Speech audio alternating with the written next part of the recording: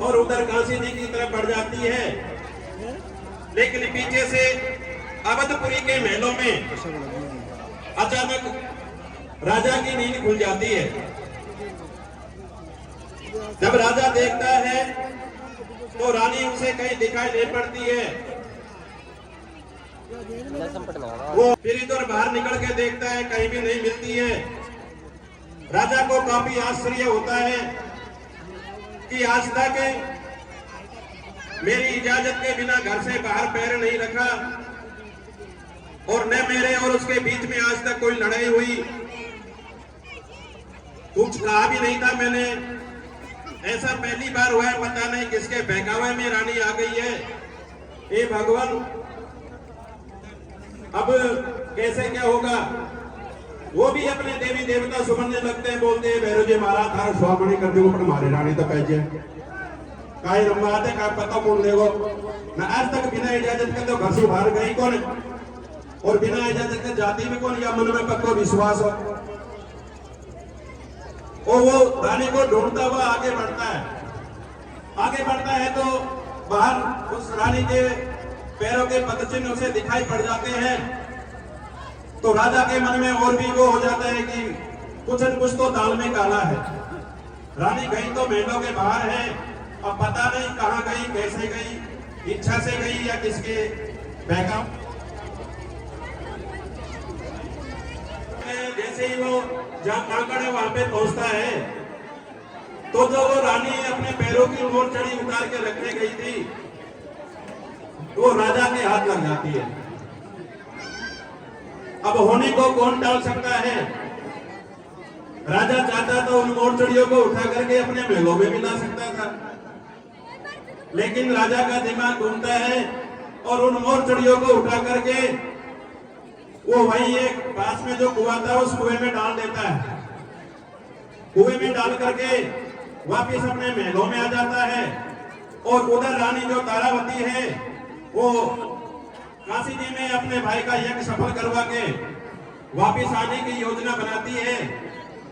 अब किस प्रकार से वापिस अपने आती है और क्या क्या होता है वो आप कथा के माध्यम से सुनिए। हाँ भैया।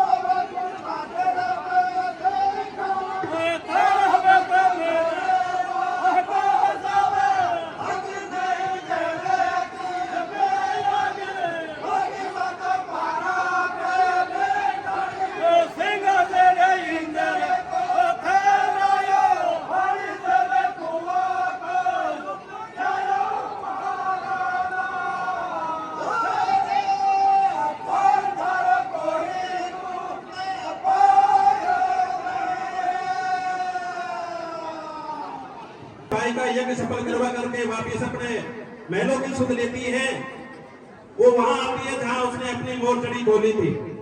अब वहां तो मोरचड़ी कहां से मिलेगी, आपको पता ही है, राजा तक कुएं में डाल गया। वो मोरचड़ियां नहीं मिलती है तो उसके मन में और भी संकट हो जाता है कि अब मैं अवश्य पकड़ी जाऊंगी, राजा मुझे जान से मारेंगे।